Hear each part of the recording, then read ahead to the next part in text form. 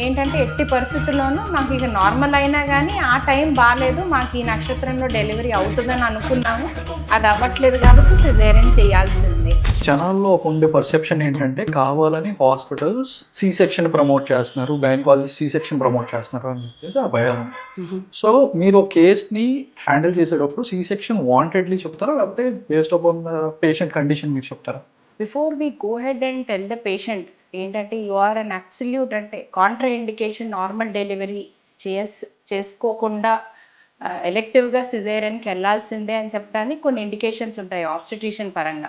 Baby position ఒకటి, placental position ఒకటి, previous 2 caesarean sections, లేకపోతే ప్రీవియస్ ఒక సిజేరియన్ అయినా అది ఎందుకోసం అయింది అనే ఇండికేషన్స్ ఏమైనా ఉంటే, ఇట్లాంటి ఇండికేషన్స్ ఏంటంటే పేషెంట్ అసలు ఇక నార్మల్ డెలివరీ పెయిన్స్లోకి వెళ్ళనివ్వకుండా ఎలెక్టివ్గా సిజేరియన్ చేయాల్సిన అవసరం ఉంది. ఇట్లా కాకుండా కొంతమంది ఏంటి ముహూర్తాలు ఈ మధ్యకాలంలో మీరు చూస్తూ ఉంటే పేరెంట్స్ ఫ్యామిలీ సైడ్ నుంచి నార్మల్ డెలివరీ ట్రై చేయండి, మాకు డెఫినెట్గా నార్మల్ డెలివరీని కావాలి డాక్టర్ అని వస్తారు. పెయిన్స్ వస్తూ ఉంటాయి, యాక్టివ్ లేబర్ ఉంటుంది, ఇంకొక 4 hours పట్టొచ్చండి డెలివరీ, ఒక 4 to 6 hours పడుతుంది, బాగానే ఉంది అని చెప్పగానే ఇంకో 4 hours తర్వాత నక్షత్రాలు మారిపోతున్నాయి డాక్టర్, ముహూర్తం మారిపోతుంది, we want an emergency caesarean. అంటే family is so much inclined towards ముహూర్తమ్స్.